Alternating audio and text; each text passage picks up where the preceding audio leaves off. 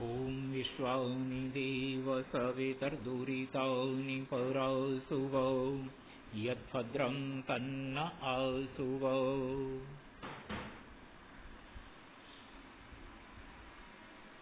मित्रों, अभिज्ञान शाकुंतल की इस कक्षा में द्वितीय वर्ष के आप सभी छात्रों का स्वागत है। अभिज्ञान शाकुंतल का प्रथम अंक अपन पढ़ रहे हैं। कल तक हम सब ने यहाँ तक पढ़ा था कि राजा हिरण का पीछा करते हुए और ये कह रहा है कि देखो कितनी तेज गति से घोड़े दौड़ रहे हैं कि कोई भी चीज क्षण भर में बहुत पास में आ जाती है और कोई भी चीज क्षण भर बाद बहुत दूर हो जाती है। ऐसी स्थिति में और वो अंतिम वाक्य कहता है, सारथी देखो बस अब ये क्षण भर बाद ही मरने वाला है। ऐसा करके वो अपना धनुष बाण उठाता है। इसी बीच में आज जो हम सब मिलकर के पढ़ रहे हैं वो है नेपथ्य। पर्दे के पीछे से आवाज आती है, भो भो राजन आश्रम मृगोयम नाहंतव्यो नाहंतव्य। राजन ये आश्रम का मृग है, इसे मत मारिए मत मारिए, ये मारने योग्य नहीं है। सूत सारथी आकर्ण्य अवलोके च, उसको सुनता है और सुन करके देखता है और राजा से कहता है, आयुष्मान अस्य खलु ते वाणपथवर्तिनः कृष्ण सारस्यांतरे तपस्विनः उपस्थिताः। महाराज आपके और आपके द्वारा जो आपके बाण का रास्ता बना हुआ है, अर्थात आप जिस पर बाण चलाना चाहते हैं, इस हिरण दोनों के बीच में तपस्विनः उपस्थिताः, तपस्वी उपस्थित हो गए। अर्थात आपने अगर बाण चला दिया तो वो हिरण को लगे न लगे, लेकिन जो तपस्वी हैं उनको लगेगा।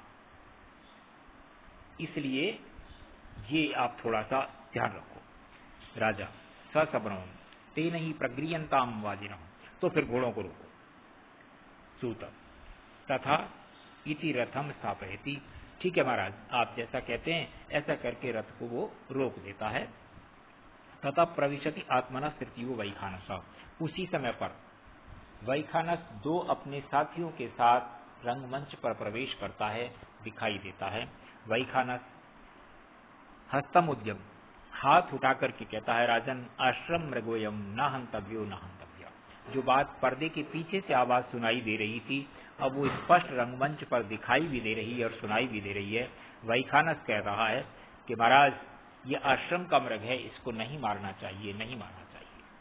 और वो इसी बीच एक पद्य पढ़ता है, तत्साधुकृत संधानम प्रतिसंहर सायकम आर्तत्राणाय वह शस्त्रम न प्रहर्तुम अनागति।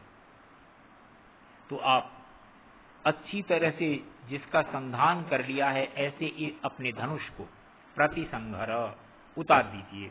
अर्थात आपने प्रत्यंतर चढ़ा करके बाण जिस पर पूरी तरह से संधान किया हुआ है छोड़ने के लिए उसको आप हटा लीजिए। क्यों हटाना है? इसलिए कि आर्त त्राणाय व शस्त्रम, आपका जो शस्त्र है, हथियार है, ये आर्तों की रक्षा करने के लिए, दीन दुखियों की रक्षा करने के लिए, न प्रहर्तुम अनागसी, निरपराध व्यक्तियों पर, निरपराध प्राणियों पर प्रहार करने के लिए नहीं है। वैखानस राजा को स्पष्ट संकेत दे रहा है कि आप अपने चढ़ाए हुए हिरण को मारने के लिए जो आपने प्रत्यंचा चढ़ा रखी है उस प्रत्यंचा को उतार दीजिए, क्योंकि आप जैसे लोगों का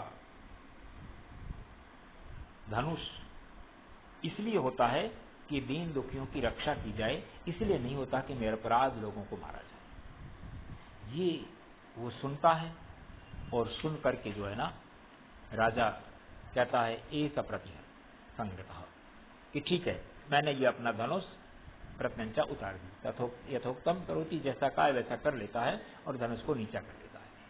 वैखानस कहता है, सदृशम एतत् पुरुवंश प्रदीपस्य भवतः।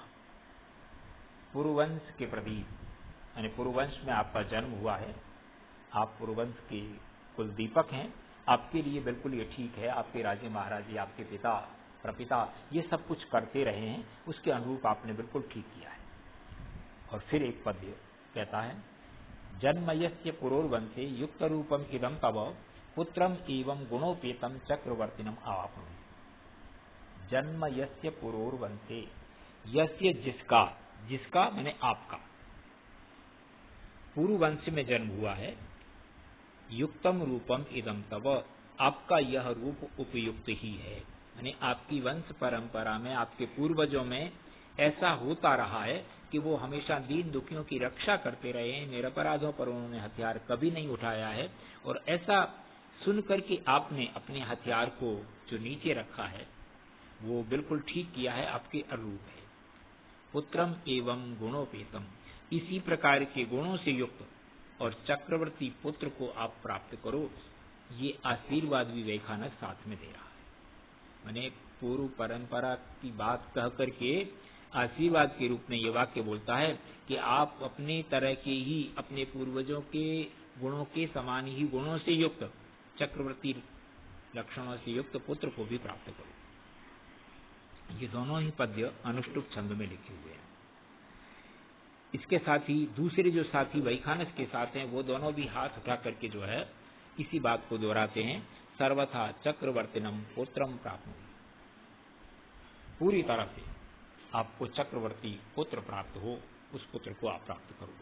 राजा जो है सब प्रणामम, प्रणाम करता है तीनों को, और प्रतिगृहीतम, झुक करके उनके आशीर्वाद को स्वीकार करता है। वैखानस कहता है, राजन समित आहरणाय प्रस्थिता वयम, हम सब लोग समिधा लेने के लिए आए हैं। यज्ञ के लिए समिधाएं चाहिए, दोनों समय हमारे आश्रम में यज्ञ होता है, तो उसके लिए हम समिधाएं इकट्ठी करने के लिए, चुनने के लिए आए हुए हैं। एष खलु कण्वस्य कुलपतेर अनुमालिनी तीरम आश्रमो दृश्यते। महर्षि कण्व इस आश्रम के कुलपति हैं, जो मालिनी नदी के किनारे पर आपको दिखाई दे रहा है।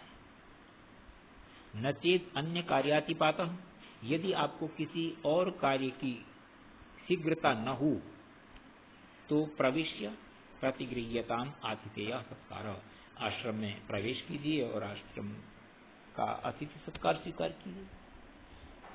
ऐसा हम इसलिए कह रहे हैं कि आप आश्रम में जाएंगे तो आपको लगेगा जितने भी आश्रम हैं इस तरह के, वो सब राजाओं के द्वारा ही संरक्षित होते हैं, तो आपकी भुजाओं में कितना बल है, कितने आप अपने राज्य की सीमा में आने वाले आश्रमों की रक्षा कर पा रहे हैं, ये सब भी आपको देखने को मिलेगा।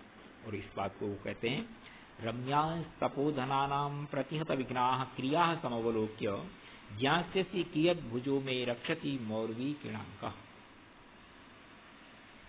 रम्याः तपोधनानां प्रतिहत विघ्नाः, तपस्वियों की प्रतिहत विघ्ना, जिनके विघ्न नष्ट कर दिए गए हैं, इस प्रकार की रम्याः क्रिया, सुंदर क्रियाओं को समवलोक्य देख करके, यानी यहाँ जो तपस्वी लोग रह रहे हैं, महर्षि कण्व इस आश्रम के कुलपति हैं, उनके साथ उनके विद्यार्थी, दूसरे और सहयोगी, उपाध्याय, आचार्य जो भी रहते हैं, उन सब की जितनी सुंदर क्रियाएं हैं, मनोहर क्रियाएं हैं, वो सारी की सारी क्रियाएं निर्विघ्न पूरी हो रही हैं।